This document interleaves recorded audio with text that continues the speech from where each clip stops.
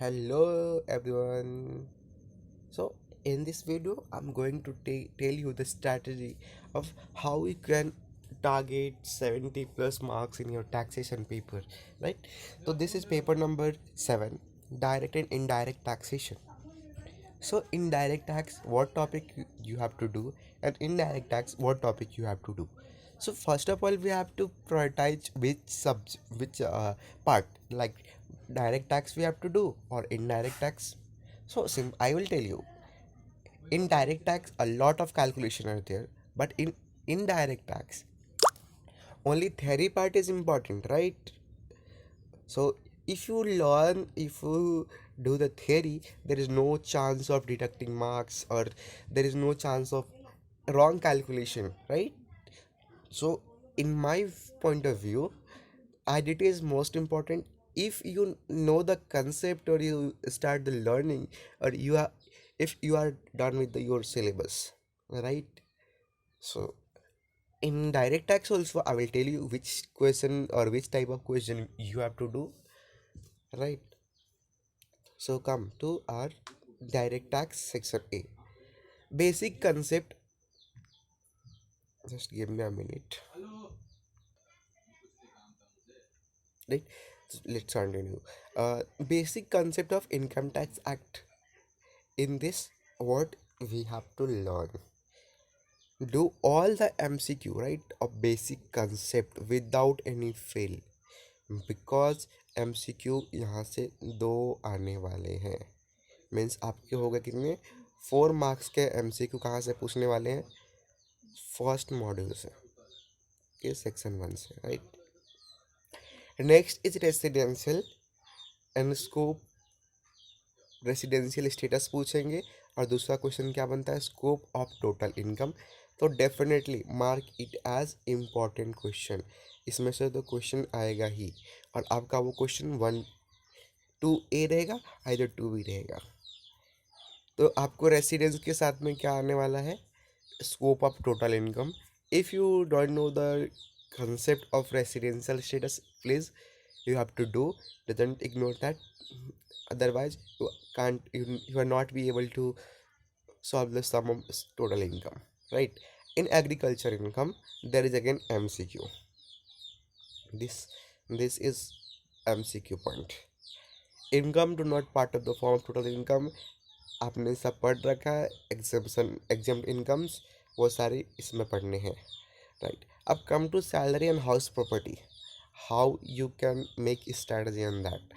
You know the salary, right? If you know the salary, then salary and registration, residual, residential status, and scope of total income, this will come in the pair. If you know the salary, do the residential status definitely without any fail. Income from house property and PGBP, आपको ये तो करना ही चाहिए. फिर capital gain and other source. If you see the past paper, you will see that pairing. Means if you know the concept of income from other source, but you don't know PGBP, then what you do? You will let it only one question, no na. Then you have to learn in pair. Means if you are learning house property, do PGBP. If you are going for CG, then do IFOS. In PGBP, what topic are important? I will tell you. 44 AD, 44 AD. Right? This topic you have to do compulsory audit. And अगर आप books of account maintain करते हो under section 44 AB, तो remember 8% और 6% का concept आपको याद रखना है, बिकॉज इस बार के MTP में भी आया है. So definitely you have to do. Income from other source अच्छे से कर लो, और कैपिटल गेन अच्छे से कर लो. आपको जो प्रायोरिटाइज देना है वो दो. भाई income from house property easy है, तो PGBP में आप फंसने वाले हो. Income from other source easy है, तो आप कैपिटल गेन में फंसने वाले हो, right?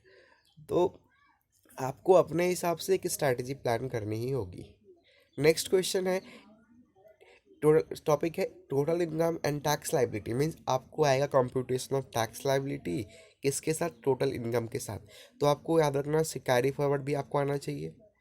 Clubbing as of now अपने एग्जाम में पूछा नहीं है, राइट, अभी तक. फिर आपको आता है टैक्सेशन ऑफ इंडिविजुअल, AMT, जो कि आपको उधर ही पूछ लेगा। अगर पूछा तो HUF का रेसिडेंशियल इस बार MTP में है, मे बी चांस से पूछ सकता है। एडवांस टैक्स का अभी तक कुछ बोला नहीं है। रिबेट तो आपको डिडक्शन के मॉडल के सम करो भाई, 100% you have to do model sum. Without doing model sum you can't be able to solve the examination paper. Then sir बोल के तो करना ही है मॉडल। TDS पूछा नहीं है, इसमें से आपको कुछ नहीं करना है। MCQ वाले पूछा तो पूछा, otherwise no need to do it all that. In concept of indirect tax mean से आपको क्या करना है, I will tell you. Do the features of indirect tax, then आपको एक और टॉपिक करना है, I will tell you. This topic is benefit किसको किसको मिलता है, तो 3 लोगों को मिलता है, central government, state government and that assessee. You know the assessee, who is assessee? The taxpayer, right? Then difference between direct tax, दिसंबर आ रहा है मीन्स दिस दिसंबर भी आ सकता है। Background, no need to study, no need to study. इसमें आपको एक कंसेप्ट याद रखना है, 3/4 एंड 1/4, ये होता है सेंट्रल का, ये होता है स्टेट का। आपको ये चीज़ें याद रखना है। Voting power, then introduction to GST law, no need to study. Application of GST law कहाँ कहाँ आपको पढ़ना है, charges of GST under RCM, और साथ में आपको यहाँ पे क्या पढ़ना है, FCM भी पढ़ना है। मीन्स आपको थ्रेशोल्ड लिमिट चेक करने के लिए भी आ सकता है। एग्जामिनेशन में आपको कुछ सम्स प्रैक्टिस करने हैं जो कि इलस्ट्रेशन में आपको दिए हुए हैं। कंपोजिशन लेवे तो आपको करके जाना है, फॉर थियरी पर्पस आ सकते हैं 7 मार्क्स के लिए क्वेश्चन। देन आपने अगर पढ़ा होगा तो आपको कंपोजिट एंड मिक्स सप्लाई तो आता ही होगा, तो वो करो। टाइम ऑफ सप्लाई को आप फर्स्ट प्रायोरिटाइज दो, ये करके ही जाओ। 7 मार्क्स के क्वेश्चन इसके ऊपर से बनेंगे, राइट। इनपुट टैक्स अभी तक हमारे इसमें पूछा नहीं है, तो no need to study in details, you have to do, I am not saying not do, but not in that much details. Computation of tax liability अभी तक ये भी नहीं आया है फिलहाल, तो do but not give priority कि इसको मेरे को करना है। रजिस्ट्रेशन भी सेम, ई-वे बिल भी सेम है, MCQ purpose. Return payment of taxes आ सकता है किसके लिए, शॉर्ट नोट्स के लिए, ये आपको शॉर्ट नोट्स के लिए आ सकता है। Then from the custom duty one some, क्या बोला मैंने, एक सम तो आपको पक्का है और एक थियरी आएगा। तो सम के लिए आपको ये दिया है, सम के लिए आपको यहाँ से पूछेंगे, तो सम के लिए आप ये पढ़ो। जब से आप उससे वैल्यूएशन रूल्स आ गया, आपको ड्यूटी आ गया, तो इन दोनों में से आपको क्या पूछा जा सकता है, आइदर MCQ और आइदर, और नहीं तो आपको प्रैक्टिकल क्वेश्चन पूछे जा सकते, थ्योरी क्वेश्चन पूछे जा सकते, सॉरी थ्योरी क्वेश्चन पूछे जा सकते। तो ये रही मेरी पूरी स्ट्रैटेजी टैक्सेशन की, कि आपको कौन से चैप्टर करना है और कौन से टॉपिक करना है, राइट। आपको HP में एक टॉपिक बता रहा हूँ मैं, जिसमें होता है ना वैकेंसी, कुछ टाइम रहा और LOP बन गया, पहले SOP था, राइट। क्या था पहले, पहले आपका SOP था, फिर वो क्या बन गया, LOP बन गया, फिर वो कुछ महीने क्या था, वैकेंसी था। तो वहाँ पे क्या चेक करना होता है, एक्सपेक्टेड रेंट चेक करना होता है एक्चुअल रेंट के साथ। इसमें expected rent actual rent plus क्या होता है, वैकेंसी को काउंट करना होता है, फिर दिखना होता है कि मोर है कि लेस है, राइट। तो इस तरह से आपको ये टैक्सेशन की स्ट्रैटेजी करनी है। होप सो आपको समझा रहेगा। तो आपने अभी तक जो वीडियो देखा, इधर आप अपने नोटबुक और मॉड्यूल में मार्किंग कर सकते हो। मिलते हैं एक नए वीडियो के साथ, एक नए सब्जेक्ट के साथ।